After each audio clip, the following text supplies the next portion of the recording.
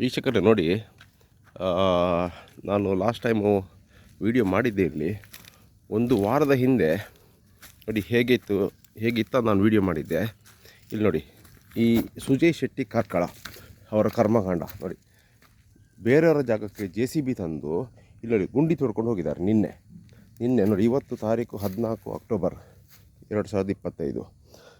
4 ದಿನಗಳ ಹಿಂದೆ VA phone ಮಾಡಿ ಇಲ್ಲಿ ಯಾವುದೇ ರೀತಿಯ ಕೆಲಸವನ್ನು ಮಾಡಬಾರ್ದು, ಇದರಲ್ಲಿ ಸ್ಟೇ ಇದೆ ಅಂತ ಹೇಳಿದ ನಂತರನೂ ಇವರು ಏನು ಮಾಡಿದ್ದಾರೆ ಅಂದರೆ ವಿಕೃತ ಮೆರೆದಿದ್ದಾರೆ. ನೋಡಿ, ಮಣ್ಣು ಎಲ್ಲ ತಂದು ಹಾಕಿದ್ದಾರೆ.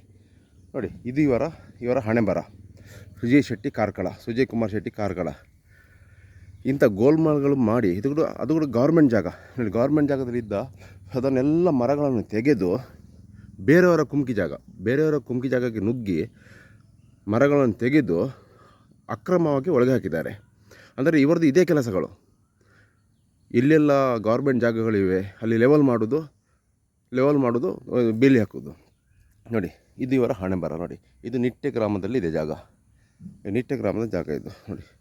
ಪ್ಲಸ್ ಇದು ಯಾರಿಗೆ ಇದು ಕುಮ್ಕಿ ಜಾಗ ಸೇರಿದೆ ನೋಡಿ, ಅವರದೇ ಕುಮ್ಕಿ ಜಾಗಕ್ಕೆ ಹೋಗಬಾರ್ದು ಅಂತ ನೋಡಿ ಇಲ್ಲಿ ಅಡ್ಡ ಹಾಕಿದ್ದಾರೆ.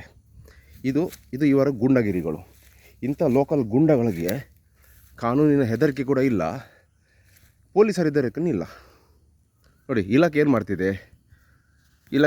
ಮಾಡ್ತಿದೆ, ಇಂಥ ಎಷ್ಟೋ ಜಾಗಗಳನ್ನು ಇವರು ಒಳಗೆ ಹಾಕಿದ್ದಾರೆ. ನೋಡಿ, ಈಗ ನೋಡಿ, ಜಬರ್ದಸ್ತಿ ಕಂಪ್ಲೇಂಟ್ ಮಾಡಿದ ನಂತರರು ನೋಡಿ ವಿಕೃತ ಮೆರೆದಿದ್ದಾರೆ. ಅಂದರೆ ಇವರಿಗೆ ಒಂದು ಸಲ ಕಾನೂನಿನ ಸರಪಳಿ ಬಿದ್ದರೆ ಸರಿಯಾಗುತ್ತೆ.